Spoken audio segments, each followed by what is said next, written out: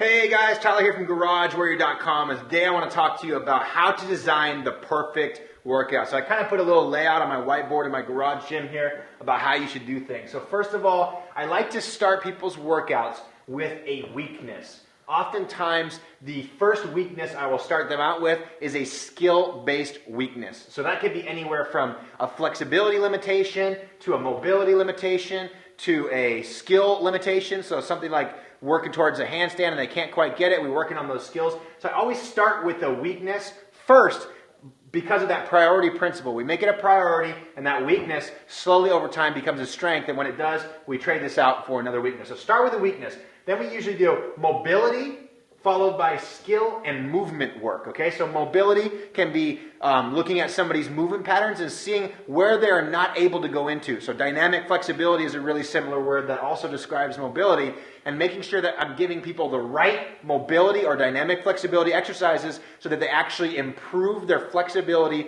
through a full range of motion in the future. So mobility and skill of movement, okay?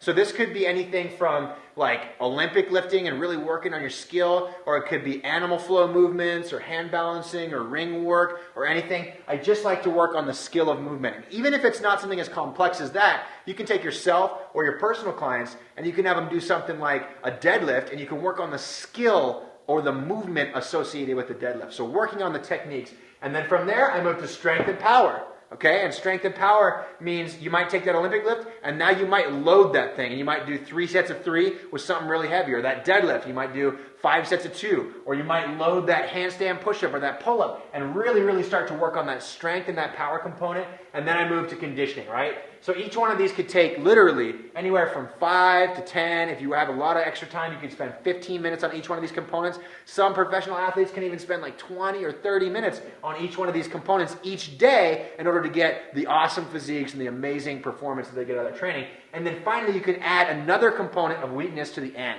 So you can work on your abs a little bit more if that's a problem area. You can work on your mobility or flexibility a little bit more if that's a problem area. You can work on your breathing. You could go back to your handstands. You could go back to some skill work. Whatever you really need to work on, put that weakness at the end again. That way you're consistently trying to improve that weakness before and after your workouts. So that is how I would go about designing the perfect workout. Work on your weakness, then your mobility, your skill and movement, then strength and power, then conditioning, and then throw in a little bit more, trying to erase that weakness at the end. If you guys dig this video, click the like button right there. Otherwise, go to GarageWarrior.com for some more tips and tricks on how to make a perfect workout and how to live the warrior lifestyle. Thanks for watching.